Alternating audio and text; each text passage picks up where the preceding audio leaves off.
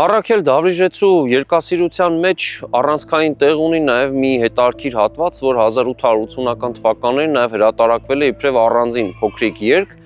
Այս հատվածը վերաբերում է իհարկե Լեհահայ համայնքին եւ Լեհահայ համայնքի կենտրոնը Լվով քաղաքն էր, որ ժամանակակից Ուկրաինայի արևմտյան մասում է։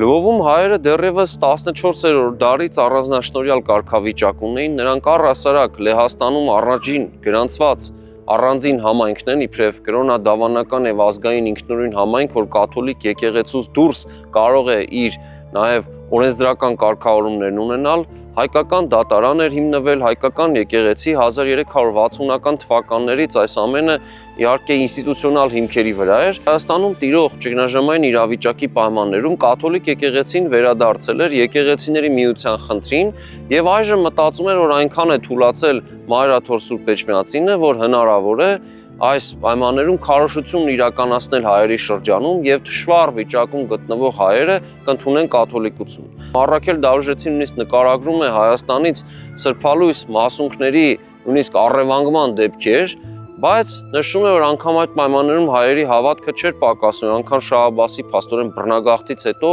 հայերի հավատքը չէր սասանվել։ Նման իրավիճակում տեսնում ենք, որ խնդիրներ են ծագում Լեհաստանում։ Մասնավորապես Լվովում ծառայություն իրականացնող հայ հոգևորական Նիկոլ Թորոսովիչը ընդունում է կաթոլիկություն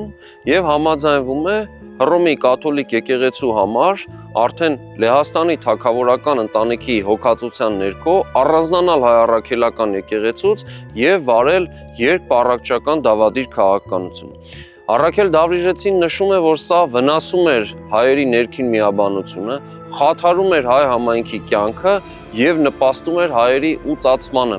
Եվ պատահական չէ, որ դեպքերից ընդամենը 150 տարի անց արդեն Վենետիկի Մխիթարյան միաբանության հայրերը, որոնք իրենք հայ կաթոլիկ էին, իրենք նույնիսկ տարակուսանքով էին գրում, որ ընդամենը 150 տարվա ընթացքում հայ համայնքը Լեհաստանում գրեթե վերացել է կաթոլիկություն ընդունելու պատճառով, որովհետև նրանք լատին ավանդույթով, այսինքն լատիներեն ժամասացությամբ, ամբողջությամբ փաստորեն ուծացման են ենթարկվել, առանց հայկական կրթական կյանքի, ժամասացության եւ ներհամայնքային փաստորեն հայկական միջավայրի։ Նախագծի գլխավոր գործընկերն է Կոնվերս բանկը, ֆինանսական աշխարհի ձեր հուսալի գործընկերը։